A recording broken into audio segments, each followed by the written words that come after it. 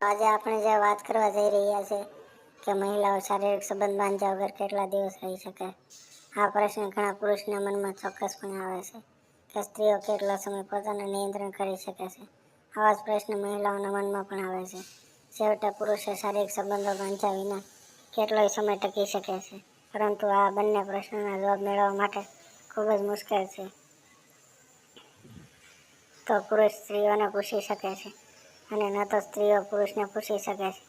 એવું લાગે છે કે તમે લોકો ખૂબ જ આદર્શ દુનિયામાં રહો છો, અથવા તો સત્ય જાણ્યા પછી પણ તમે તેને સ્વીકારવા માંગતા નથી.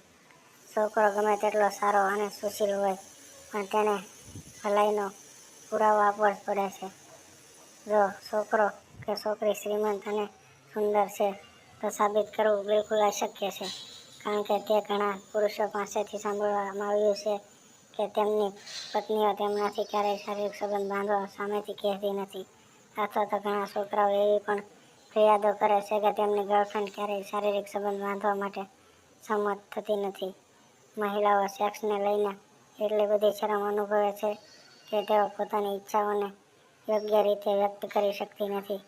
પરંતુ શું તમે જાણો છો કે મહિલાઓ કેટલા દિવસો એવા હોય છે કે જ્યારે મહિલાઓને શારીરિક સંબંધ બાંધવાની સૌથી વધુ ઈચ્છાઓ હોય છે, પરંતુ પુરુષોને આ વિષય પર વધારે જાણકારી ન હોવાને કારણે તેઓ આ ઈચ્છાઓ પૂરી કરી શકતા નથી. તેનો પ્રિય મિત્રો, ચાલો તમને જણાવીએ કે મહિલાઓના આવા કયા દિવસે જ્યારે મહિલાઓ સેક્સ હોર્મોન્સ ચરમસીમા પર હોય છે, અને તે એવો સમય હોય છે, અને એવો કયો સમય હોય છે ક્યારે મહિલાઓ શારીરિક સંબંધ બાંધવા માંગતી નથી. સ્ત્રીઓમાં પીરિયડ્સના લગભગ 2 અઠવાડિયા પછી ફર્ટિલિટી વધે છે. આ સમયે જ્યારે તેમની સેક્સ માટેની ઈચ્છા પણ વધી જાય છે. આ સમયે મહિલાઓ સેક્સ કરવા માટે ખૂબ જ ઉત્સુક બની જાય છે. વાસ્તવમાં પીરિયડ દરમિયાન મહિલાઓના શરીરમાં ખાસ પ્રકારના હોર્મોન્સ વિકસિત થવા લાગે છે, જે તેમને સ્થિર બનાવે છે, અને આ કારણે તેમના મગજમાં આવા મોટાભાગના વિચારો સેક્સ વિશે હોય છે. એવું પણ કહેવાય છે કે જે છોકરીઓને પીરિયડ્સ વહેલા આવે છે, તેમણે પણ સેક્સની ઈચ્છા અન્ય છોકરીઓ કરતાં વધુ હોય છે. કેટલીક મહિલાઓ પીરિયડ દરમિયાન પણ સેક્સની ઈચ્છા રાખે છે.